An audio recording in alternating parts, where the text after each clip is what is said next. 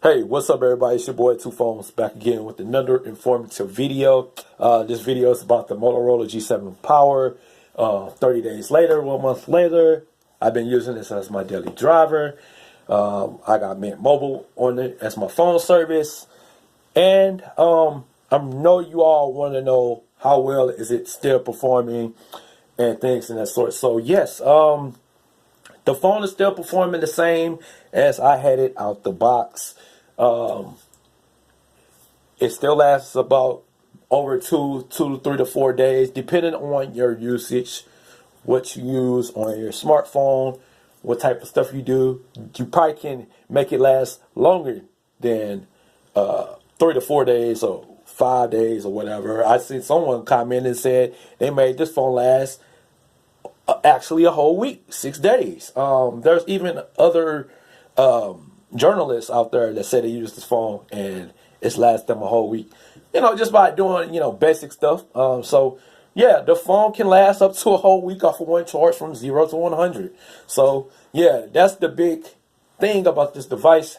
And I'm just gonna run down a few specs for you, for those that didn't see the unboxing or any other video about Moto G7 Power. It comes with a 6.2 inch HD display with the notch, of course, old school, 2017, right? It comes with 3 gigs of RAM, 32 gigs onboard storage, has a single lens camera on the front and back. It's USB-C. It comes with the headphone jack, fingerprint sensor on the back, on the rear of the Motorola logo. You do have Face ID and Face Unlock, and it is absolutely a beast. I must say that it works. All right, so Snapdragon 632, Android 9 Pie, does have Murk security patch.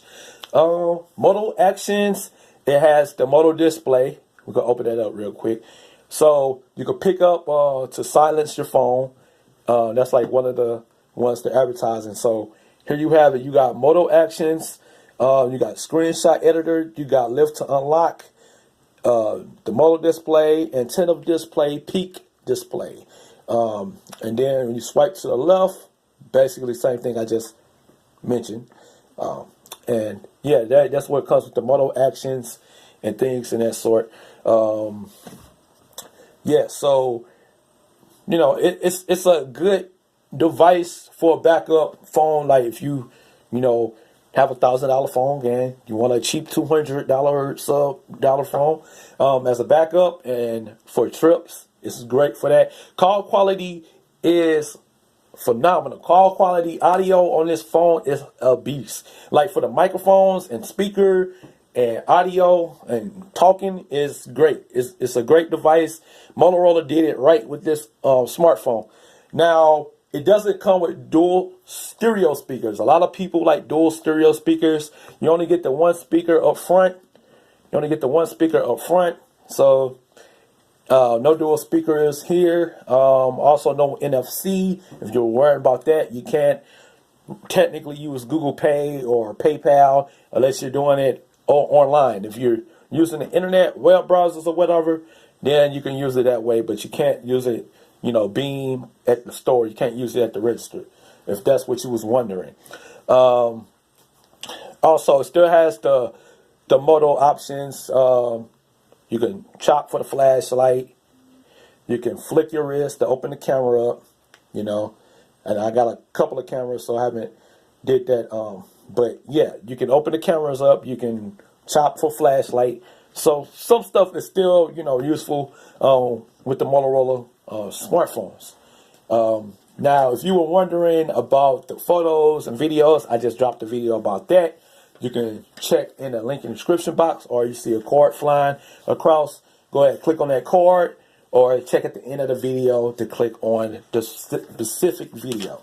Now, what all you will like about this device is that basically the display is a nice size, and you can easily get into your apps and things in that sort. So you won't have no issues with the screen size. The fingerprint is actually in the right placement.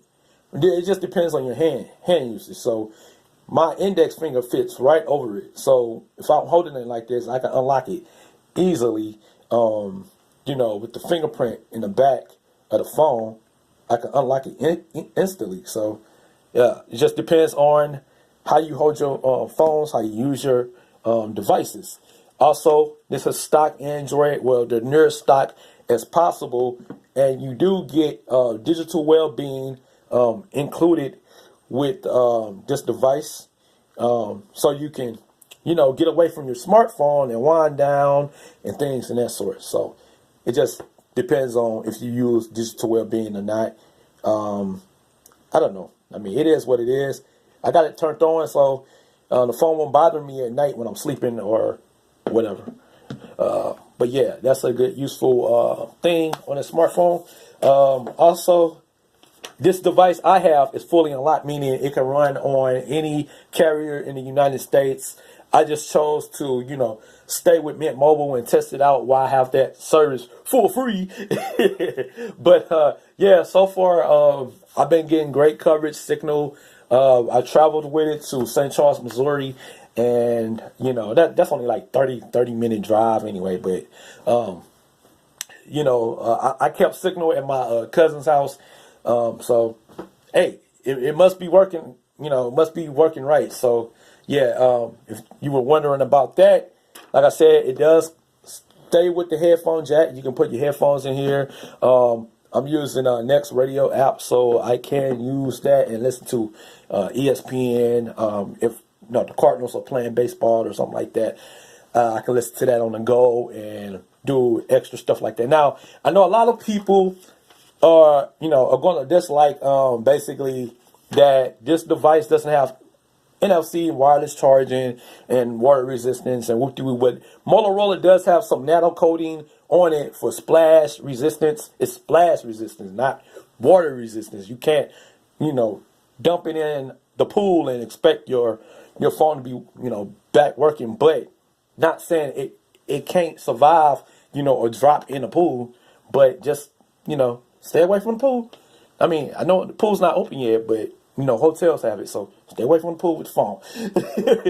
But overall, yeah, I know a lot of people are dissing the 720p display, but that's just to save on battery. To be truthfully honest, it's really just to save on battery.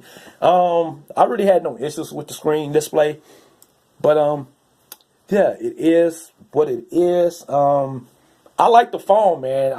I like it. Truthfully, I like it. The performance, it's snappy. I mean, it's like I said, got Snapdragon 632, and you know, yeah, it's taking a hit with the 3 gigabytes, but to me, I just think it's snappy. I mean, just for doing all that. Oh, okay. So some other stuff I forgot to tell you guys about. So with Motorola phones or stock Android, it might be stock Android too, you can just swipe down on the home screen and you can see your notifications, and you can use your fingerprint to bring down the notifications.